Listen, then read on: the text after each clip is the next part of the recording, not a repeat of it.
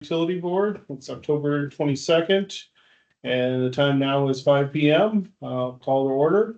Roll call, please, Sadie. Bristly, Here. Peterson, Here. Patovich, Here. Hamilton. Here.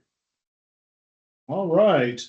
Public comment. Any comments tonight from the crowd? I got one comment or Yes. question, Mike. Yes. And that is, the last meeting, the board decided, had a discussion on fluoridation of the water, Yes. about whether to keep it, whether not, and Apple was thinking about, moving off of it. Fluoridation's got a major benefit for everybody in this community. It's Uh-huh. oral health and tooth decay. Sure. You know, and it started in Grand Rapids, Michigan in 1945, that had great results. From that point on, a lot of communities come in on this. I'm gonna guess when this happened, when this community started having fluoridation in their water, it was a community discussion. I don't think it's appropriate perhaps to think that we should do this without having community involvement in this decision, whether you want to keep it or not, rather than just leave it as a board decision and the people in the community do not know what's going on with fluoridation. I would strongly suggest that we keep fluoridation. It's got a $20 benefit for everybody put in to get healthcare costs, everything else to the citizens of this community, according to CDC.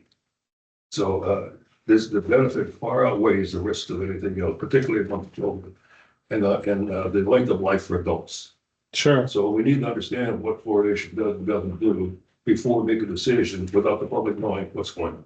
Yep. And I appreciate that because I think that was part of the discussion last time is we wanted more information on that. I mean, there's going to be those for it and those against it. And you're absolutely right. I just pulled up on Google here for CDC on use of this, we use of fluoridation. It's a pretty good little read. And so Keegan has been kind enough to share some research with us, and I don't think we're actually looking to do away completely with all fluorination. It's I know that it naturally occurs through the water, and we have they'd like to see it to 0.7 parts per million naturally, and so but there's also a chemical additive that we're adding in conjunction to what's found naturally in the water, and that's what we want to make sure we have the information on. Is it we're not doing away with it completely? Are we accepting what's naturally there and not going to add to it? But you're correct. I think we've asked for more information on this, and we'll definitely consider that. Like I say, it probably was a community discussion at that time because it was discussed everywhere. Sure. If we're adding it, it ought to be community discussion on whether it stays or whether it leaves. Sure. Yeah. And then I know we're getting some information from ISG as well on this. So we'll definitely, try to position ourselves with all the information that is available and go from there with our further discussion. Thank you for the time. Appreciate it. Yeah. Thanks, Marty. Anybody else? Okay. Do I have a motion for approval of tonight's agenda?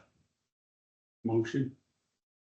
A motion from Hamilton, and now We're in motion to change it. we're talking about modifying, moving 6 behind number 9 and 7B to follow 6.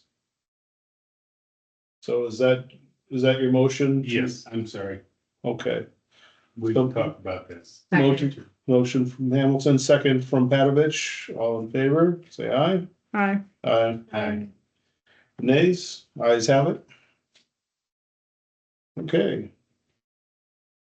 Continuing on, approval of the utility board minutes from October 8th, 2024. Motion to approve. Motion to approve Patovich, second. Second Peterson. All those in favor, say aye. Aye. Aye. The nays, ayes have it. Okay. So next item is administrative, and we have Mr. Lenny Larson with us from ISG to provide some updates. Yes, if I'm not talking with him, let me know. I've been battling the sore throat, so. No, you're good. We've all been there. So, in September, early September, we came and had a big site visit to go through the overall system.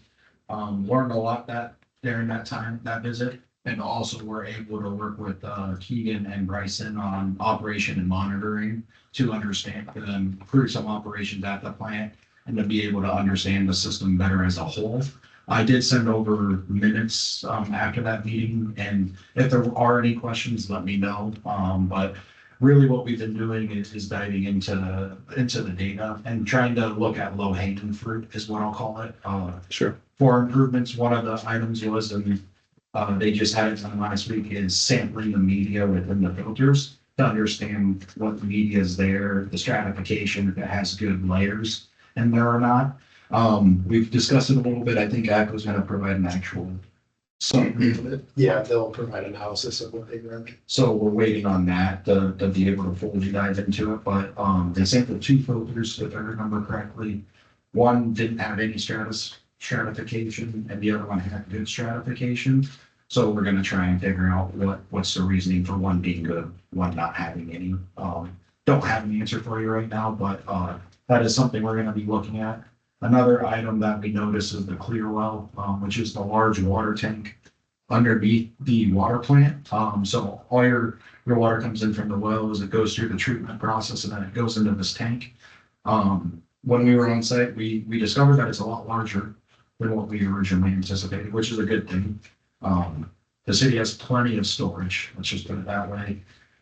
So taking that water tower out of service, I have no concerns whatsoever. The one thing we did notice is that it short circuits. So the water that comes in is near where the pumps are located at.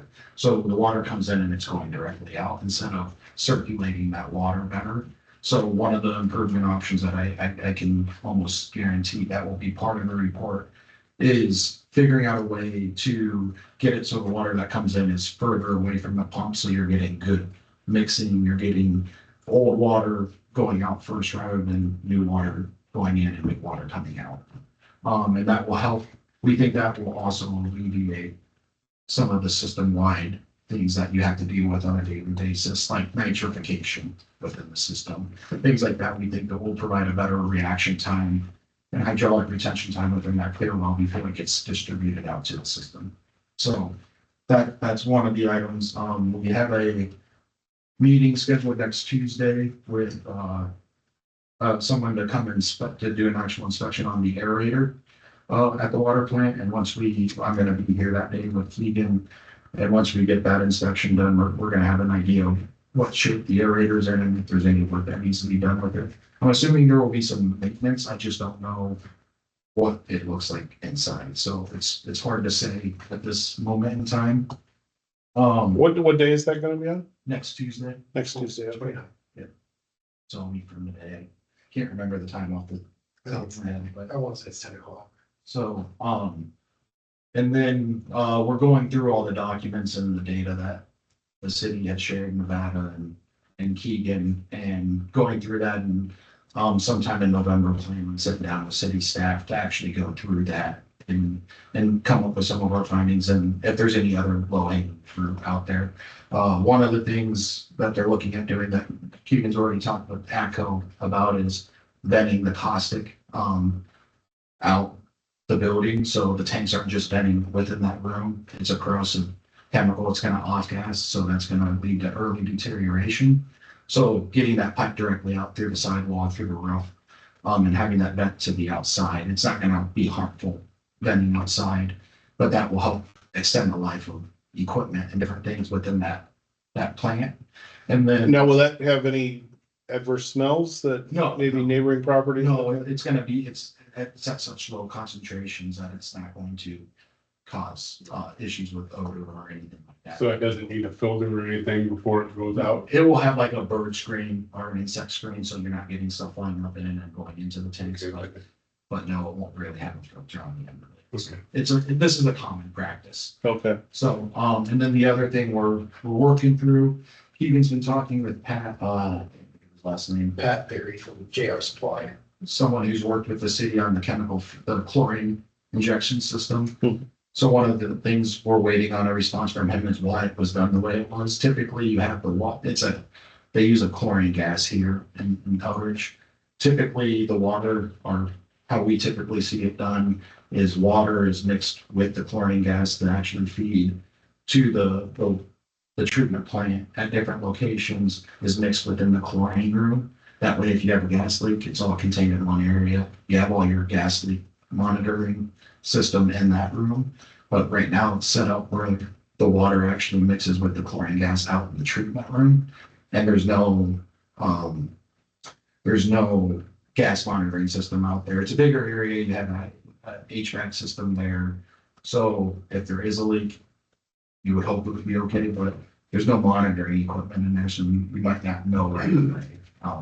So we're looking at that. That might be something that we have them do, but we're waiting for an explanation on why it was done, because we don't want to make a change without understanding why it was done certainly. Sure, but that is a priority item though. That would be a part, that's more of a safety concern. Yeah, absolutely. So, and then, like I said, we're going through the data and everything and hoping next month sometime, like probably later in the month, to sit down with city staff and go through everything that we've found to date. And then if we have any additional questions, we can get those answered then. Depending on this, what the board's direction is with fluoride, we're just objective. There's no regulation that requires it or anything like that, but so we won't get into an opinion portion there as far as providing an opinion whether you should feed it or not. I know Keegan's provided some information. I think Julie Sievers with the firm has provided Keegan some additional information on it. Sure, yes. We appreciate that. Again, that's part of the information and fact finding is, you know. And if the city did decide to, at some point, the board decided to remove fluoride, the chemical fluoride addition, one thing we would do is, I handed Keegan this earlier, would be a sampling plan, and when it was determined to disconnect from or pull it off the system, to start doing sampling at our limits of the community at certain hydrants of fluoride to understand how quickly, because that will eventually leave the system, except for what's naturally occurring. So we'll have a baseline for your raw water. We know what concentration it is leaving the plant after you feed it. So then we'll be able to determine how quickly is it leaving certain areas of the system to be able to help better detect the water age through the system and how water is moving through your distribution system. And that will be able to help calibrate our water model better. With that data, if you keep using fluoride, it's not something we have to do. It was just, if that was the case, it's an easy way to get that accomplished. Sure. So, but I can leave that here. I printed off a copy. Keegan has a copy just so you understand where we'd be doing it at and kind of the steps taken for it. And one of the questions I had too is, you know, what naturally occurring, you know, what's our levels at, you know, without any additives, parts per million and. So our naturally occurring fluoride is about 0.5 Okay. million per liter. So I mean, we're right at that standard that at least the CDC, the Iowa Health Department, they like to see that. If there is an administration of fluoride. So our natural levels cover what we're looking for. Yep. So at this time, I would say it doesn't make sense for us to put money into chemical fluoride. A large portion of the research I found was the benefit of fluoride came from the natural version, not the chemical version. Mhm. So we would still have fluoridation, but we would eliminate the chemical man-made portion of fluoridation, which that was the one that rose health concerns. And that's no, I read something that was real similar to that, and that everybody has it natural. Right. So it's adding to it is the corrosive part. And at this point, it's like bottled water has fluoride, toothpaste has fluoride, mouthwash, and like every dental tool has fluoride. Some foods have it. So I mean, we're getting it, and it's something that's not, you're not supposed to consume it. So you can obviously mouthwash, spit, rinse, do all that whole thing, but you're just not supposed to ingest it. No. So, obviously. I remember those little trays, you had to bite down as a kid and hold that tube and not swallow. Right.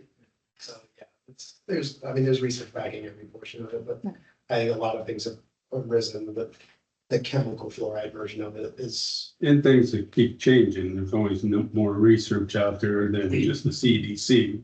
there's more updated versions, you can't just go with one. Right. You have to look at a lot of different ones and decide what's best for all.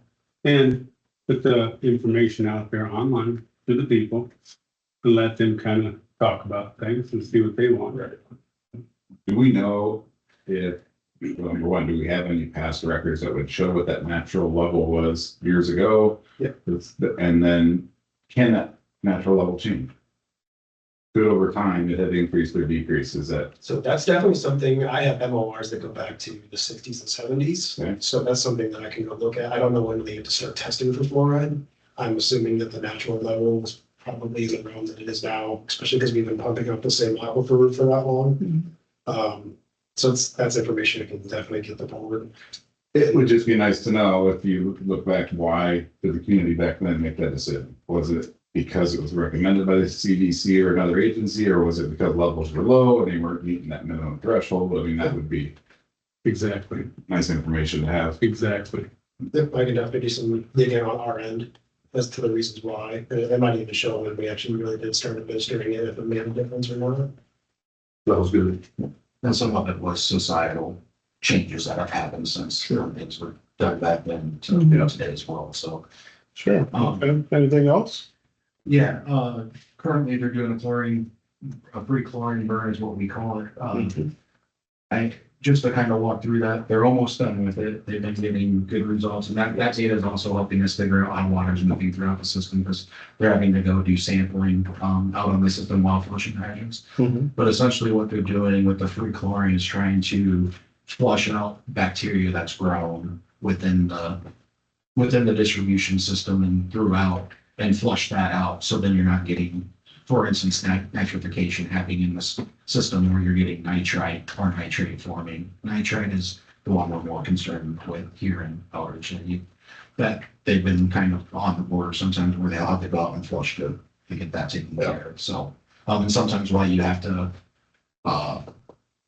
the east tower out there where you have to dump the water and then fill it back up is sometimes due to that reason. So, and then, the other thing I wanted to talk about, I'll leave this here, I can provide electronic copies. This is something I finished up today because it was something from the site visit on last Thursday that we discussed, so I got typed up, and I didn't have time to send it over to Nevada for tonight's meeting. But then the other thing is, if you have any direction on the tower logo, you don't have to have a logo figured out.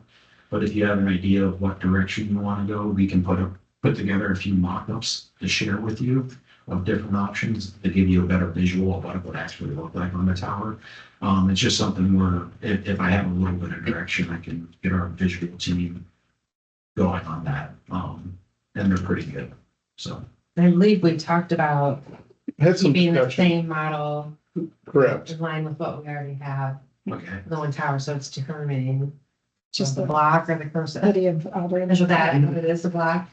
And then And we there's can the do cursive. options, and you can see what it looks like and from a visual perspective, if you want to see that, we can set up, we Yeah. can do a couple of different.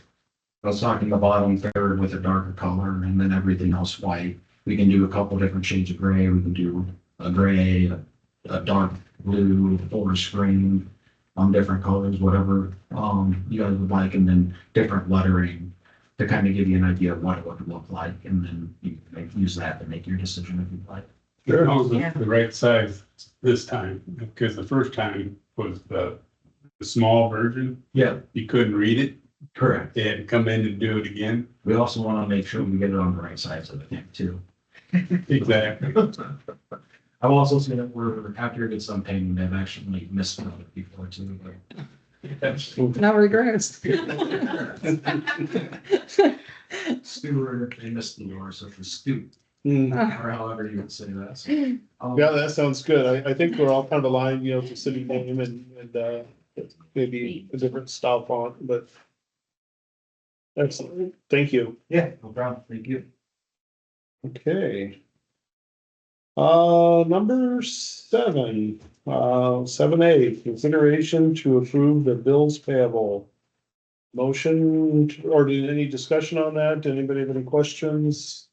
Didn't see anything outstanding. I Back didn't, out. I didn't either. I'll motion. Motion by Peterson, second, Second. second by Patovich, all in favor, say aye. Aye. Aye. Nays? Ayes have it. Okay, 7B, we moved. 7C, consideration to approve consolidating the utility bank accounts with the city bank accounts as recommended in the annual financial audit findings. Any discussion on that? Yeah, so most of it was laid out in the memo that's in the packet. So each year when the annual audit is done, we get recommendations. We've had some that have been outstanding for several years, or more.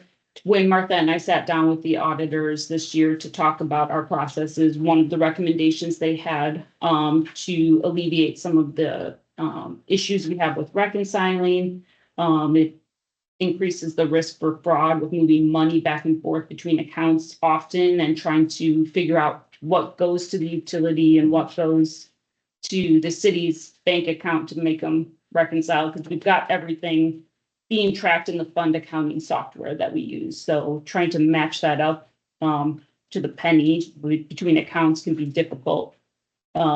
It often takes much longer than it should. And then, of course, like they mentioned, that risk of fraud by having more access to the money, because you'll have more signers on those accounts and moving money back and forth every day. So the separate checking accounts were opened back in 2014. So combining those back together will have everything filter into one account. We'd have a money market and a demand deposit. So we'd keep that operating going through the checking account, and then everything would come over from that money market account as it was needed for operations, but everything would still be kept separate through our fund accounting system. No authorities to spending the money would change. Everything spent out of electric and water, any of those funds, could only be spent at the direction of the board.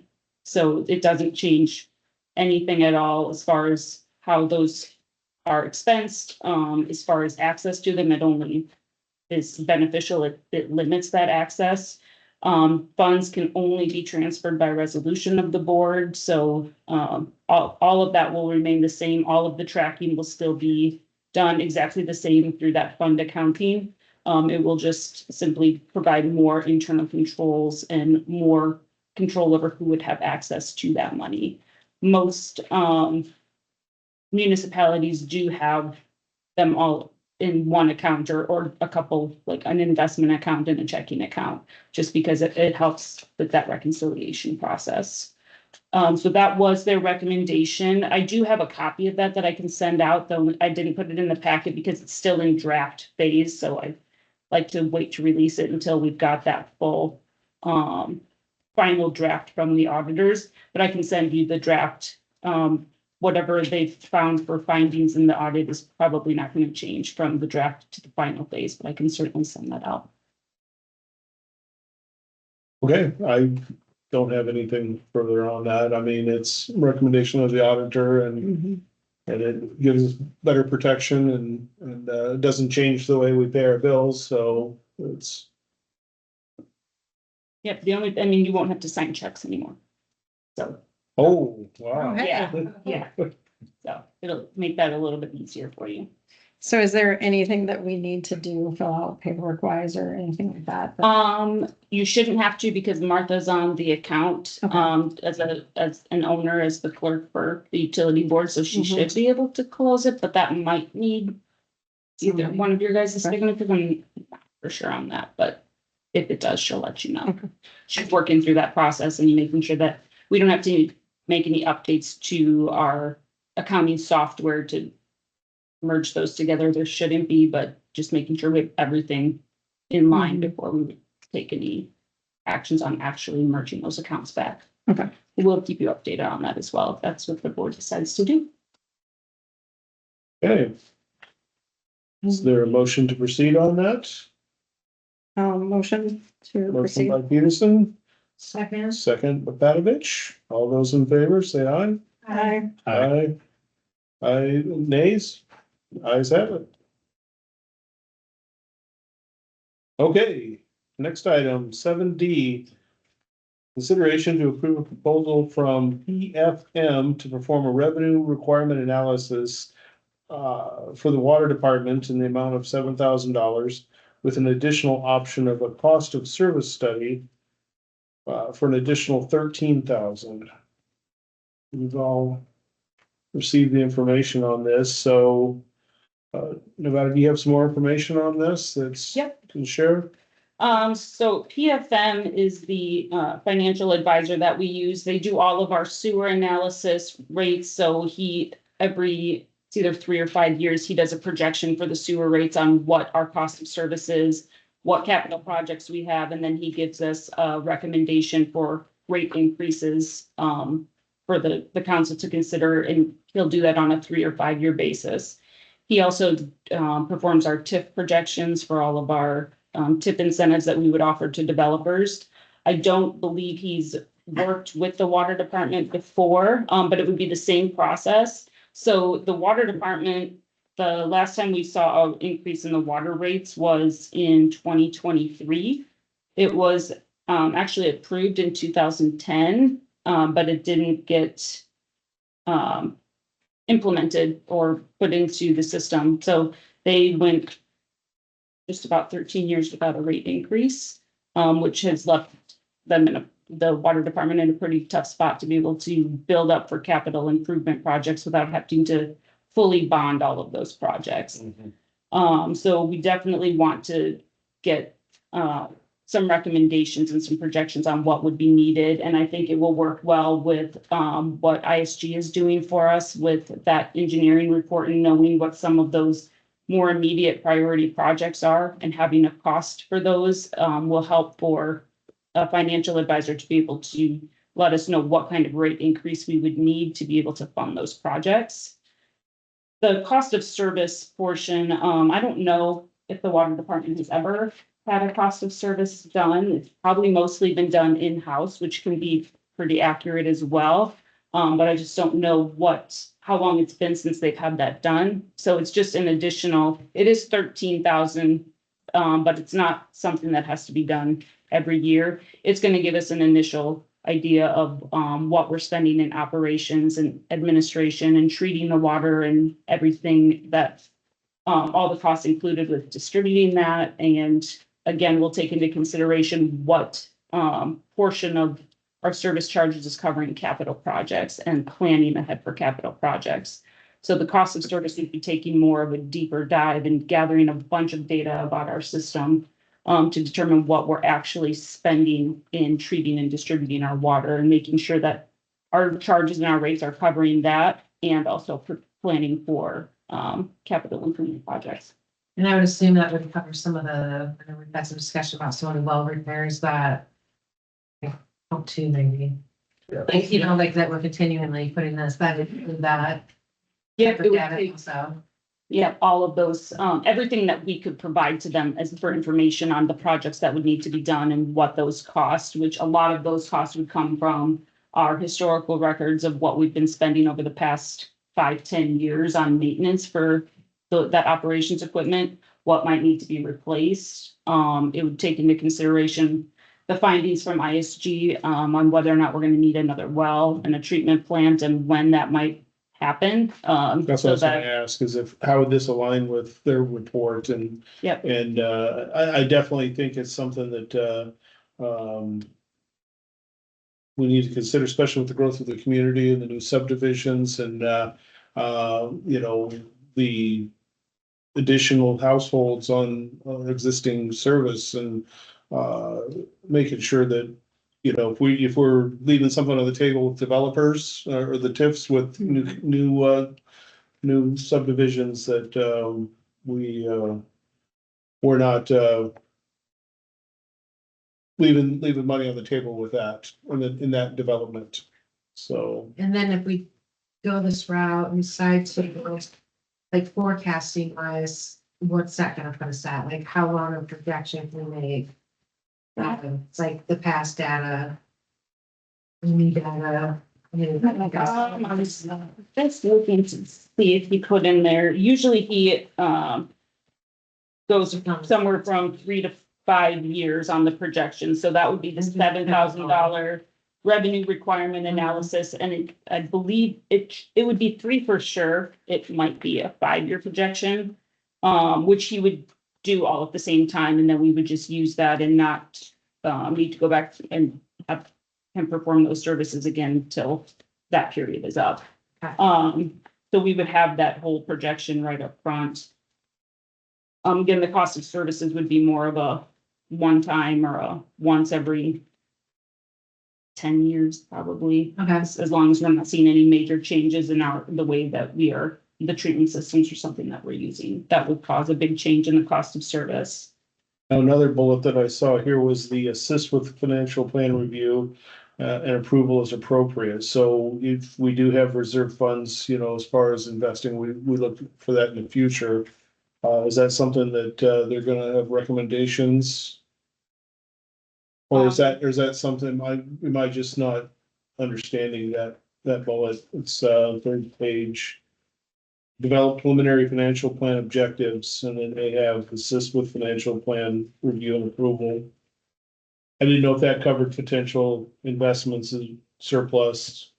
I mean, I think it could, if that was, I think it could be included in the recommendations if we provided that information to him as part of the information he was gathering. Because he would take all of that into consideration as far as what we were looking at investing and what kind of revenue that might bring in for us is going to change the revenue requirement we would need from our rates. Or could potentially increase it if we're going to bond or something instead of investing. So it would just be the information that we were providing to him on that, what we were considering to invest in terms and what kind of markets we were looking to invest in Sure. for that money. Thing I'll just bring up, just what I consider it, and think about is, because we're doing a water system study, which is mainly the water plant wells and tower, but then we're doing a distribution report. You have 2 reports from us. And if there are any immediate project needs and it's a larger ticket item, I don't know if that would be the case right now, but just hypothetically speaking, there's a larger capital project that needs to be done closer in the near future. The city's already signed up for the planning and design through the state revolving fund, but if you moved forward with an actual project and you were using the state revolving fund, they would require the city to get a municipal advisor to do a rate analysis at that time. Okay. Anyway, And the good news is they'll get it because they're requiring that. It used to be the engineers that do that, but I'm glad they went with financial people instead of engineers trying to determine finances, but I can't remember the exact amount off the top of my head. I can let Nevada know. But they also reimburse the city back a certain amount of money for bringing on a financial advisor. Our municipal advisor is how they term it in the SRF program. Okay, so that would net reduce our costs then. I think it's $4,000 is what they reimburse the city. Excellent. we like a good discount. Yeah. yeah. So if we've already done it, they'll still reimburse it. Another thing we talked about at council meeting too, and Nevada step in if I'm wrong with any of this, but as we look at future growth, future expansion, we're not just talking about residential, but we know we've got a well that's about to expire. Okay, we've got other needs to our current systems that are gonna need upgrades or repairs or replacement. But we're looking at what we can do to increase our tax base, and part of that is developers have reached out to the city. Investors have reached out to the city looking for commercial or industrial developments, and what that's going to require is lift stations and additional services, and that's all going to have a cost. But the benefit to that is that would increase our tax base. As it is right now, the only way to build more money is to increase rates, right, or increase taxes, or both. And if we bring more tax base in by doing those improvements, I think it benefits everybody. So I see there's a couple different good benefits to doing that cost analysis. Do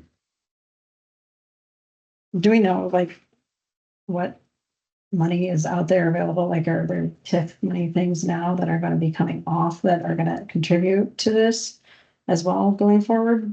We only have one active development agreement, with L&T, and I think they've got 6 Couple more years years. left. Yep, and then we are just getting, ready, we'll certify the first portion for, Realco's development agreement, which is a 10-year development agreement with the new TIF. Mhm.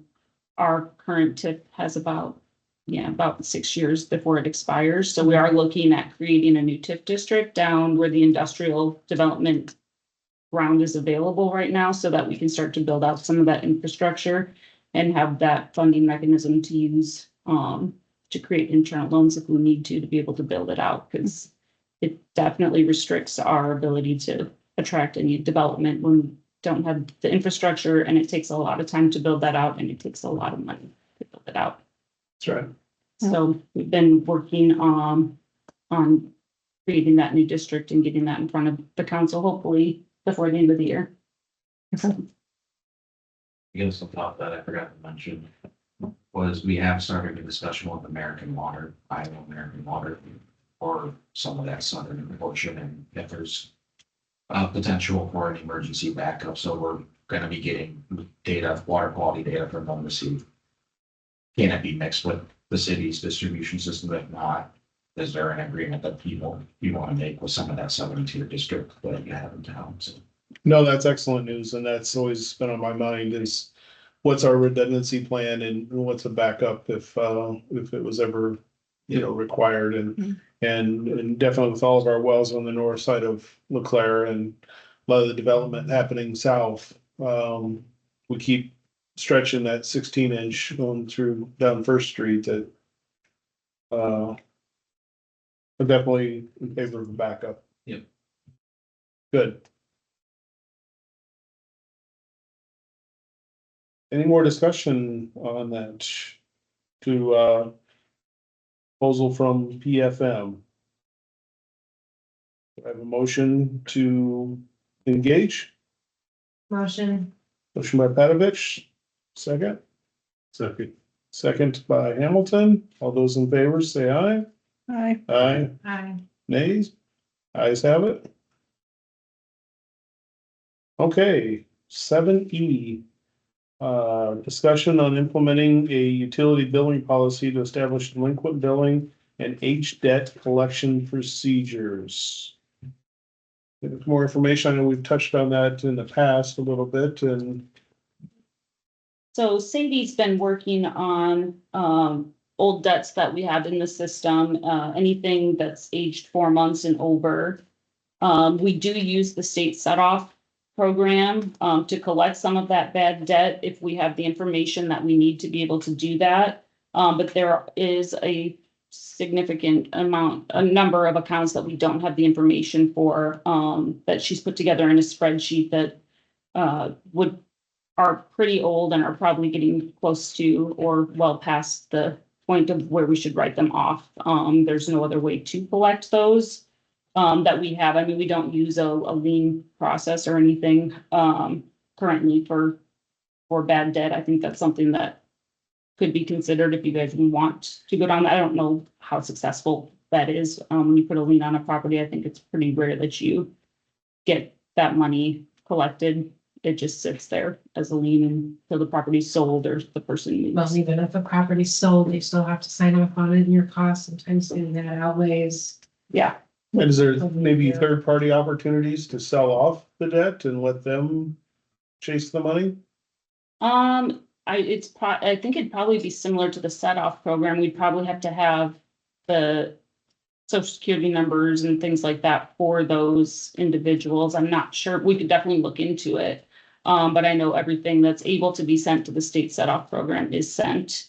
But this, looking at a billing policy would also address the issue that we spoke about a couple of meetings ago with the account holder who wanted to switch it into the name of someone else that lived there because they were getting disconnected for non-payment. So we could put that into the policy as well. That would not allow them to change that account name or that account ownership if that person was already living in the residence when that bad debt occurred. So do you have more information on them than that? just looking for guidance, I think, on Mhm. when we would write that bad debt off, what the board would see as a timeline for that. I think we currently wait, how long before they send it to the states? 90 days after the due date. Okay, so then what doesn't get offset by the state, at some point, we've got to decide what we do with, I think. I mean, with other utilities and other, agencies. I mean, there may be. An opportunity just to get a percentage from collection agency that would be willing to buy the debt. Maybe we have to look into that. Is there anything, other recommendations or do we understand, maybe how similar communities, Davenport or others, how they proceed on that? We did look over a couple of other policies, sample policies from other municipalities. It does look like a lot of them use a lien option. Okay. But again, I think, what they're getting back from that compared to the time that's put into it and, you're not getting a return. I don't think it's very effective. I do think, we can look into a third-party collection agency and see what opportunities are available there. I didn't see a lot of that in the sample policies. It doesn't mean they're not using them. It's just not something that was included in the policy. What information do we not have that we can't collect through like the state? Like what, is that something that going forward is it required now? Was it past policy to not collect? And so these are old accounts where we don't have the proper documentation. Yes, some of them are extremely old, so I don't know the reasoning, but we need a social security number and Okay. there are just a lot of accounts that we Okay. don't. So at least going forward, we are collecting. Yes, Okay. absolutely, yeah. To make sure there's no loophole going Yeah. forward. Is Okay. there any specific guidelines for utility boards, city, and write-offs? Like in a private sector, you have timelines, Not on write-offs as far as bad debt. bad debt. Most of the regulations and timelines that are set, are prior to the disconnect or the disconnection services, and those delinquent payments. But once you get to that point of sending it to collections or something, there's not much for guidance or regulation at all over that process or when you can write it off. There's an amount of time that you have to wait before you can send it, and the notices that you have to send before you can send it to any sort of collections, including the state program. But once you get to that point, it's up to the cities. And I think that's what the state told you to, as far as notification that needed to be given, right? Before, that's kind of set by the cities. Right, yeah, Or- she said it was whatever we decided. It looks like the oldest ones that we have are 95. Oh, wow. And that's when we converted, so they could be older than that. That's just when Okay. we converted to Encode. Wow. But they're all ones that we just don't have social security number, tax identification number, so we can't send them to the state set off program. Sure. We They have use tax match for that. total on these. I did total that out, yeah. Do we really know 12? It's total of all of them on this last page. Yep, Just under 40,000. Okay.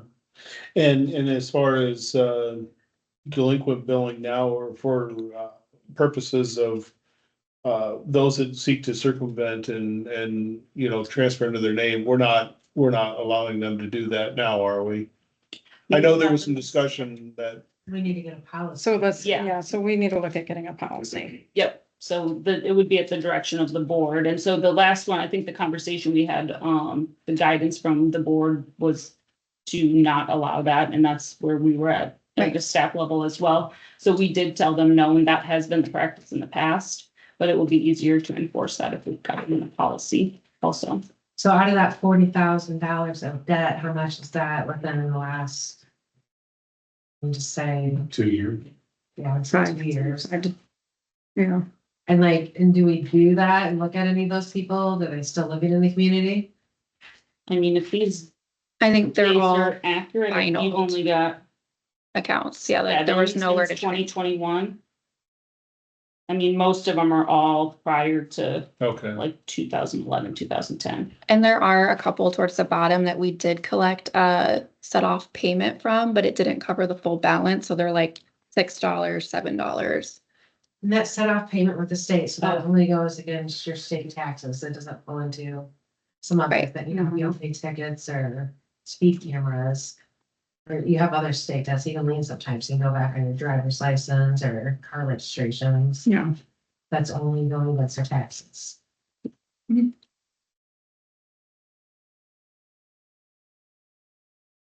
what are your thoughts on how much you would wanna write off to clear some of this out? I mean, realistically, I don't think we're gonna make collections on anything prior to, we're not still sending postcards to these people that, I mean, wasting postage. yeah, I mean, are we even making attempts anymore on this? or So is it I just sitting started to, and I think I sent to like 15 to 20 and they all came back. So then Yeah. I was like, Okay. maybe Yeah. not do that. They don't exist I don't- anymore. Right. The ones that we did have a forwarding address for, I should say. Yeah. Realistically, I don't think, Like, yeah, okay. yep, we can send that out. I didn't look at it enough to see what information was in it. Or I don't know if we want to put that in the packet, but I can send it out to all of you. Okay. I mean, honestly, I don't think you're gonna have success in anything even prior to I'm just wondering- 2020. You're probably gonna write off a good Even here, amount you like know, that. Sure. yeah. What about business? Like, is it separated into businesses, Mhm. budgets too? And our other promissory plan, did that person make their payment on time? Or We get one on a promissory note in the plan. the It was big about the same one. Time, yeah. A lot of them went Yeah, final. he actually disconnected yesterday and then it was paid. And then he was reconnected, so. Well, good job. I know we talked about like reaching out to the owner of the property too, to see if they would get involved. But That sounds like it worked out, so good. But I'll send that list out to what we've got, and then we can.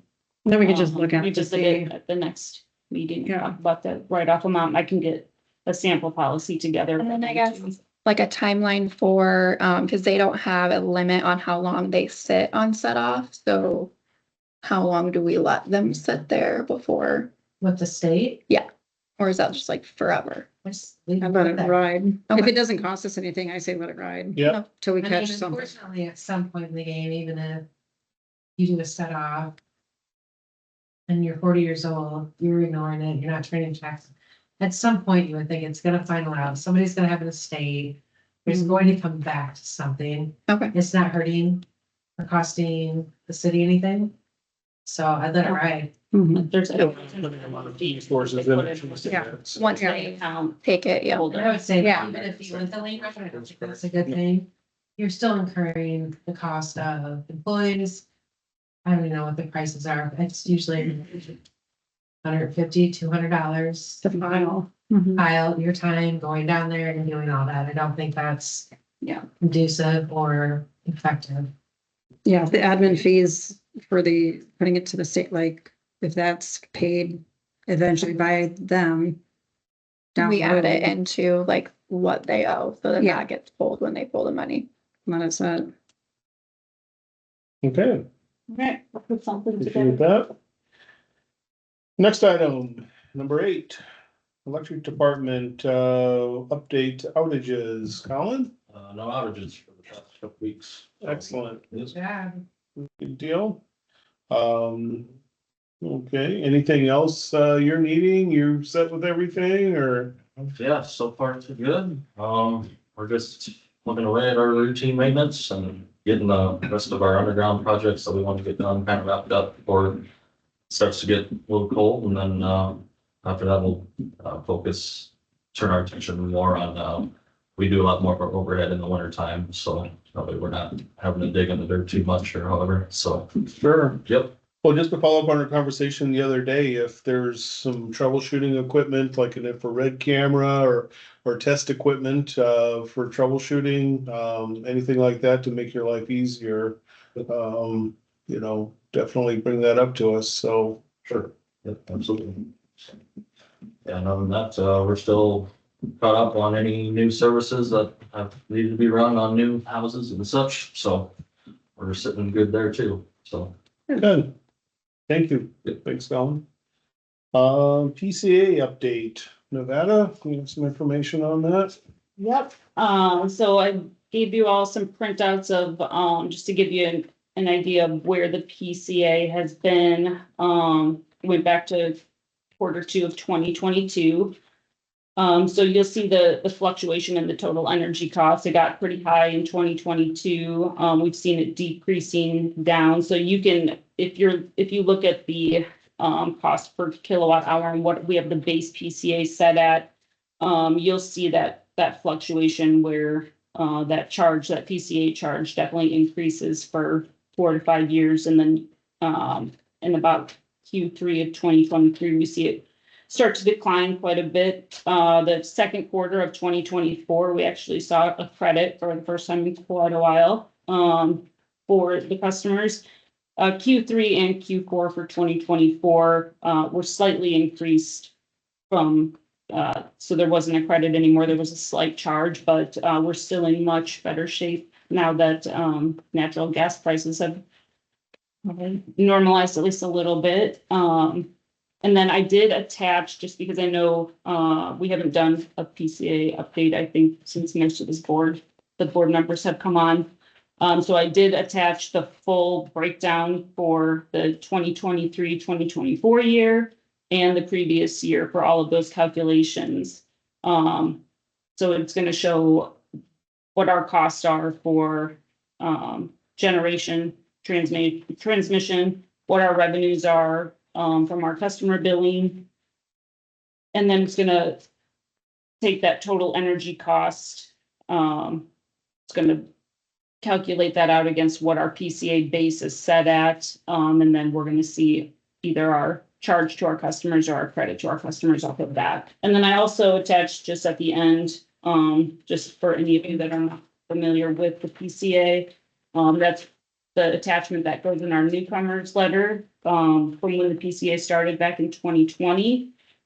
And so it just gives a little description of when that was implemented in Eldridge and what the purpose for it was. And it's just to help control that cost. There's no revenue made for the electric utility for this adjustment that goes on the customer billing. It just helps us to control our costs a little bit more to cover when we're spending more for electric. And then when those costs go down, we're able to credit some back to the customers as well.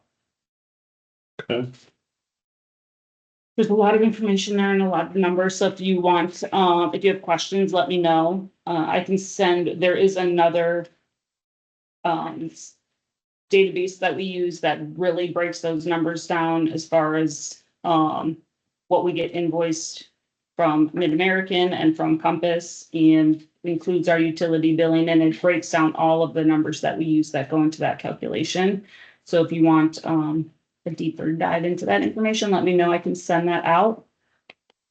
I know we just had the new negotiated rate with Compass. Is this incorporated into this as well? It's we have not finalized that contract yet. We've reached a tentative agreement, but we're still waiting on the draft contract Okay. for that. Okay. More to come. More to come. Will that update then when we get this for projection? This gets updated every quarter, so there will be a new CPA calculation for January 1 that will be available mid-December. Okay. So next time that gets updated, I'll provide you another update, and it'll show all of the last quarter's numbers as well.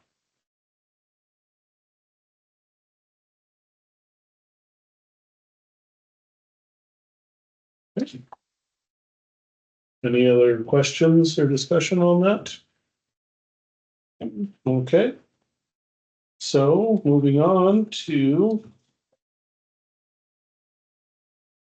8C, consideration to approve wage increase for Dalton Eagle from $32.99 an hour to $35.63 an hour as a result of completing his Module A at the IAMU apprenticeship program and pursuant to the terms of the CBA. Well, glad he is progressing and How do you feel about him moving along? Good? Yep, he's done. So he's doing everything Yep, you expect him to do, that's correct? yep. Absolutely. Okay, Motion to approve. motion by Patovich, second, Second, second by Peterson, all in favor, say aye. aye. Aye. 8 nays? Ayes have it. Okay, and any other department updates, Colin? About it for the past, couple weeks, so. Appreciate it, thank you. Got our lineman applications coming in for that. No, we are gonna do another boost on Facebook. We did get some traction with that and at least got like 3 applications in when we did that. But we haven't received anything at the journeyman level since then. It's a hard position to recruit for at any time. But we'll keep boosting it every once in a while and we'll target different areas and see what we can come up with, so. How far is Dalton from, stopping out, finishing out, as a finisher? So this would be, so he'd just be starting his second year now. That's He's still. kind of what I mean, you know, if he was getting a little further in line, you know, I mean, it would help you, and it would, you could get a new apprentice because of it. Okay. All right. Okay, moving on, number 9, water department. So. Guess we have a consideration to approve a quote from Jonda for the repair of the high service pump number 2. The motor at a cost of $25.90. Is there some discussion on that? I know I had some questions. Yeah, so that pump has been down now for like a month and a half, I think. We're fully operational with 3 high service pumps, but it's nice to have that 4th rotation just to keep the usage on those high services down. On our larger days, we have some pumps running with 13+ hours, so it's nice to have that rotation. I will say this is the 3rd time in 7 years that this pump has been rebuilt or worked on. So I did have them quote me the purchase of a new motor of the same style and horsepower. That quote isn't sitting there, but it'd be $5,083 to buy a new motor outright. We do have a reserve 25 horsepower pump that could go into a high service position. We would just have to do some fudging with the VFD to be able to properly ramp up and ramp down that motor. So we can put a 25 horse back in there, but currently a 30 horsepower was where high service two is. So I'm just looking at the billing from Jonda, and so I see the inspect and tear down, steam clean the parts. Did this motor actually fail, and did they do a complete rewind? Because I just don't see that in the description. I see some balancing for the rotor because, you know, it's a hollow shaft vertical that's, you know, I know those are sensitive, but I don't see that they actually did a rewind on this. And that might have been done when it was in this rotation. So 7 years ago, when it first got pulled to get rebuilt or Sure. fixed, it might have done the rewind then. I mean, they replaced the bearing sets and did a precision balance, but it just seems to me they're hitting us for half the cost of a new one, and if it wasn't a complete rewind, that's. I can get more information if you'd like me to before we actually approve the repair. Okay. So they haven't actually done the repair on this? Yeah, let's maybe take a look at and weigh the cost of actually just replacing it if it's a repeat offender and it's just. But I will say when we first experienced high service tube failing, when we pulled the cap on it to see if there's any just initial diagnostic, there was a pile of rust dust that was in the top of the cap. Okay. So to me, it just tells me that the whole entire thing wasn't getting proper lubrication. And when it failed, what? So you can usually spin that shaft freely. Yep. And up top, you can spin that head freely. So what we noticed was it could spin freely, but then every once in a while it would catch. And then actually, if you try to spin it backwards, it's not supposed to spin backwards, it would spin backwards. Okay, So there was that possibility of it doing a back siphon. And then also it was catching every so many rotations. And that's when it was trying to ramp up, it would start catching right before it could actually fully turn on. okay, so it didn't trip any breakers or throw out any overloads It or tripped our alarm.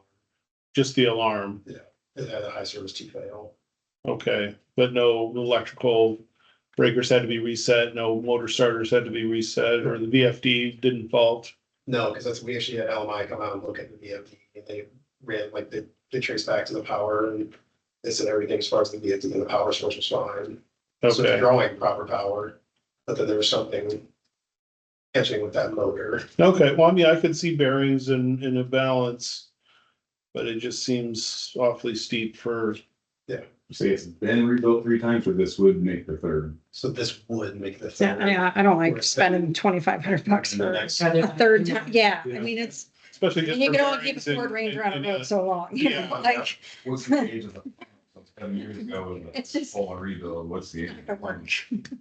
So the pump itself has been pulled and sent to Cahoy, so this would just be the motor. Okay, but we don't know how old the motor is. The age of the motor. The plaque is so worn. So- Yeah. I can't directly see the So age of the you plaque. want that pump, 3 times. would be 3 times. Would be 3 times. And so that's telling me that the life expectancy of a new pump is probably greater than rebuilding every Yeah, 3 years. Yeah. we've hit the life expectancy of that motor. So, and then that's the next item on that list is the pump for high service too. Well, I get the pump and they have the pictures to support that from Cahoy and That is replacing the pump though, right? that's just the shaft, Or the shaft of it. yeah. The packing shaft, that's it. Yeah, Which they're gonna replace that anyway. And you said it doesn't, having that pump down now for 30+ days, so there would really be no benefit to replacing that pump, but rebuilding the other one and having it as a spare for, would that be interchangeable with other? So that would be the thing too, is if we use the spare, we would put that in place of high service too. If we would purchase a new one as that reserve. Because we also have a reserve well pump. It's a 50 horsepower that's just waiting in the event that if a motor fails. but you said that one was 25. So 30. one in reserve is 25. Okay. And this one here's a 30. But we can do some. Adjust the settings, yeah. They can adjust to that 25 horsepower motor. So that would go It back. would to get this the covered. reserve pump, the 25, right? Or, So essentially, we would get rid of the one in question, right, put the reserve 25 horsepower in, and then we would probably come back and reconsider buying a new pump to have on reserve. For when this 25 fails. Right, or if one of the other 30s or 25. Yeah. So, and that's something where I can also get closer to 25s if we just want to stick with 25s all the way around. I think we currently have 2 30s and 2 25s.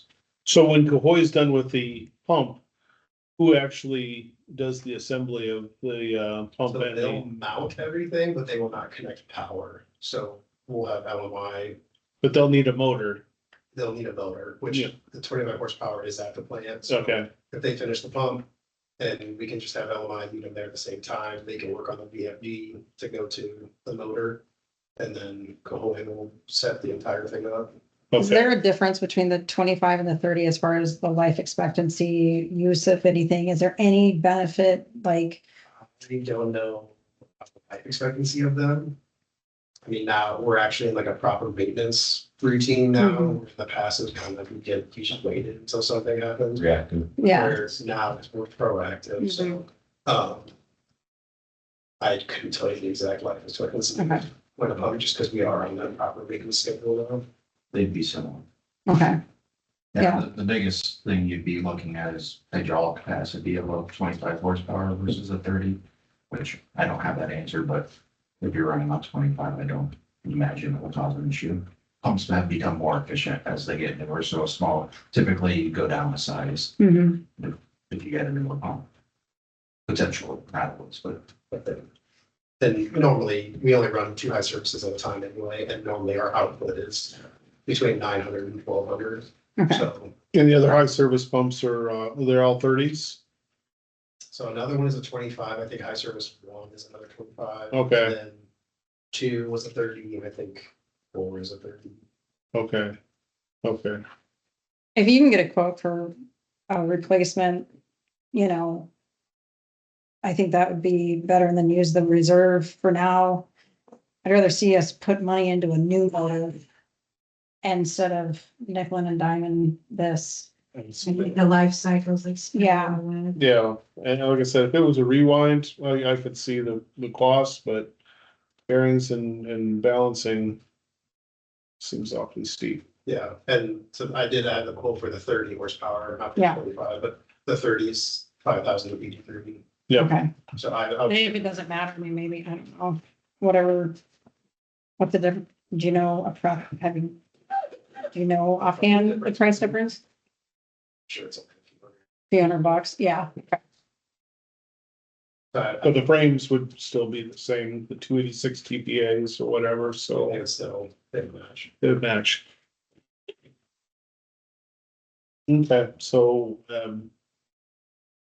mean, is there any more discussion on this? I mean, does anybody feel strongly about keeping this one, or should we just look in?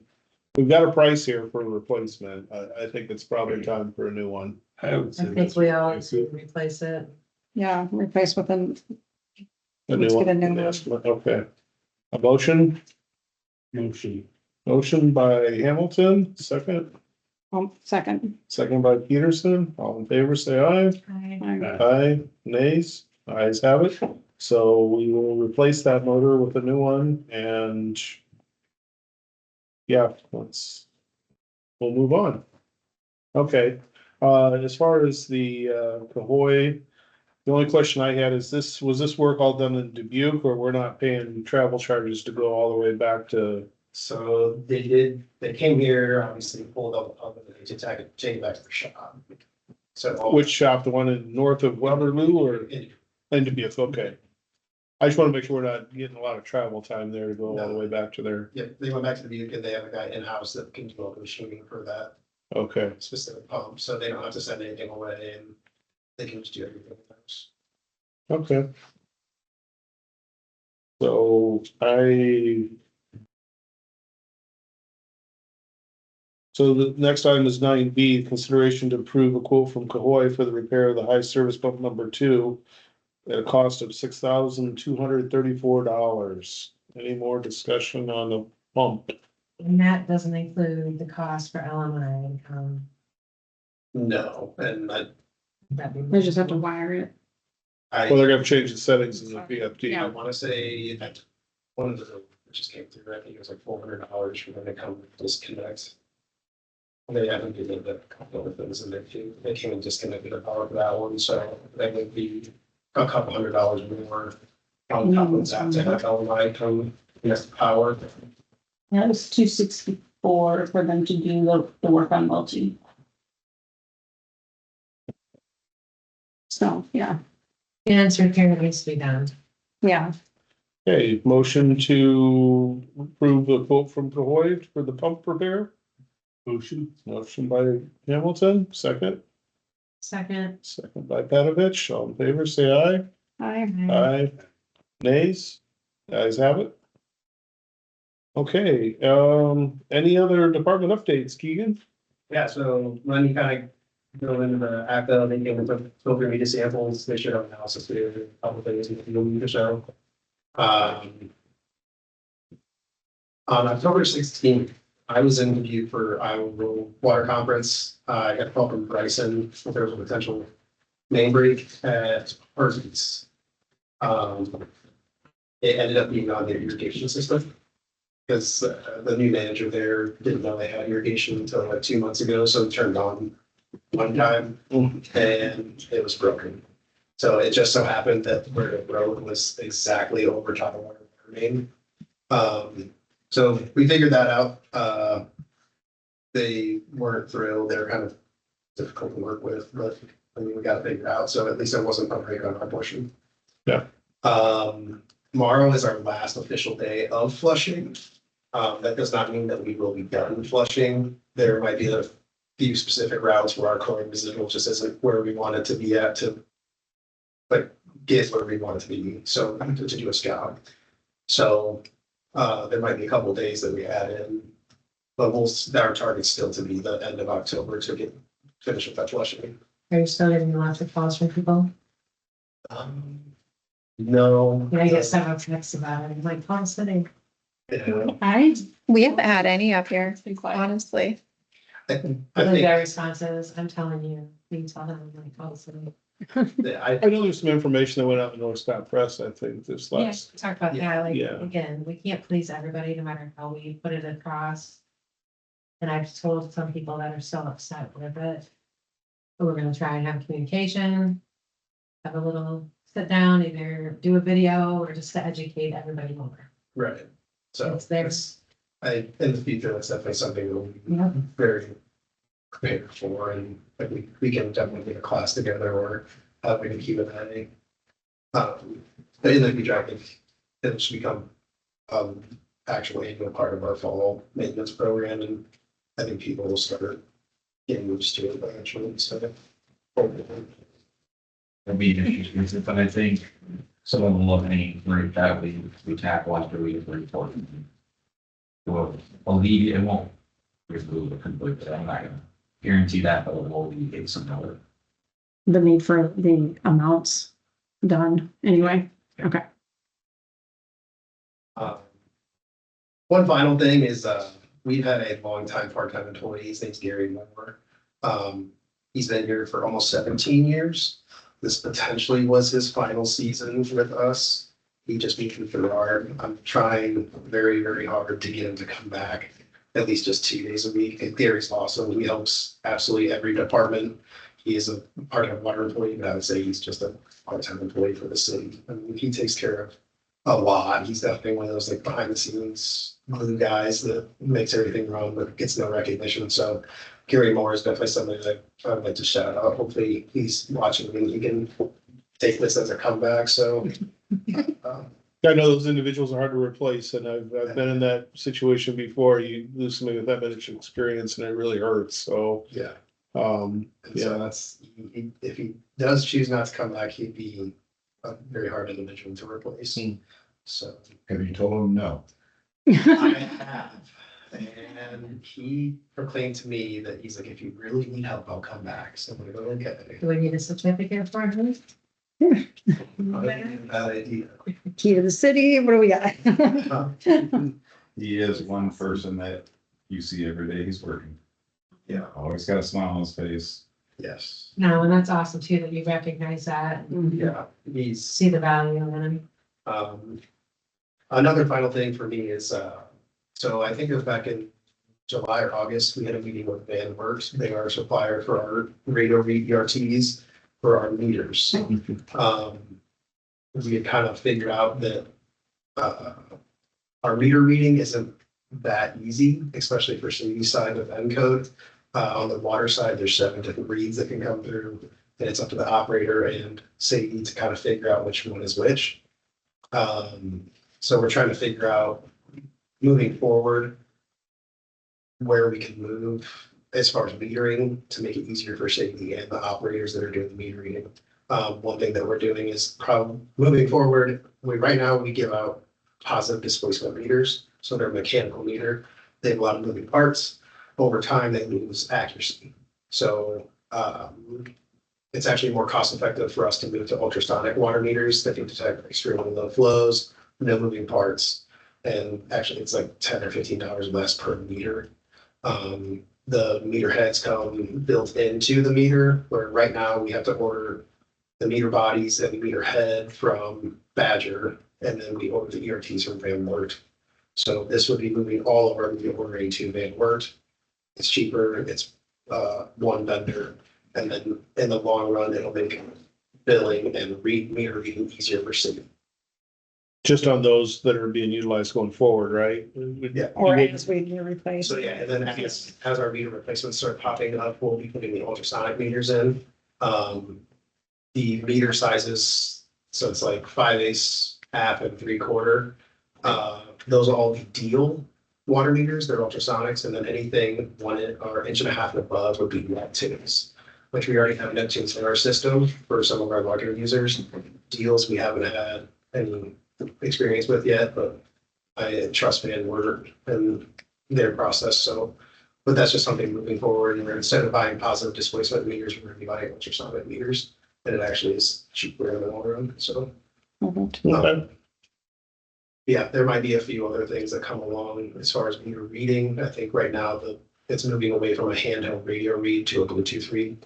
So to get rid of a hard wire docking station for us to read meters. So that probably be an update that will follow, but I can get more information on that before it actually gets implemented. Okay, good. You lose our revenue with the ones with all the So moving the- parts in it as they wear Yeah, out the too. positive displacement meters, after so much time, there's like the first quarter gallon is free. So, I mean, with 3,000 connections, if we have those positive displacement meters over time, if each one of us is using a quarter gallon for free, which some of them could be worse than that. So Yeah. you are losing a portion of revenue, positive displacement meters over time. Yeah. So ultrasonics are just very more efficient. Get a hot flash. No, I was sneakers. Okay, excellent. Well, thank you. Yeah. Thanks for the update. That too. And I was sneeze. Okay, well, with that, I think we have consideration to go into closed session. So we have Allison here, she's been patiently waiting to help us with this last part. Consideration of closed session pursuant to Iowa Code 21.51A to review or discuss records which are required or authorized by state or federal law to be kept confidential or to be kept confidential as a condition for that government body's possession or continued receipt of federal funds. Do I have a motion to go into closed session? Motion. Motion by Patovich, Second. second by Peterson, all in favor, or I guess roll call. Bristly, Aye. Here. Peterson, Here. Patovich, Here. Hamilton. Here, All right, well, thanks, everyone, appreciate your time. Keegan, thank you. Oh, Pardon me for Thanks, not- guys.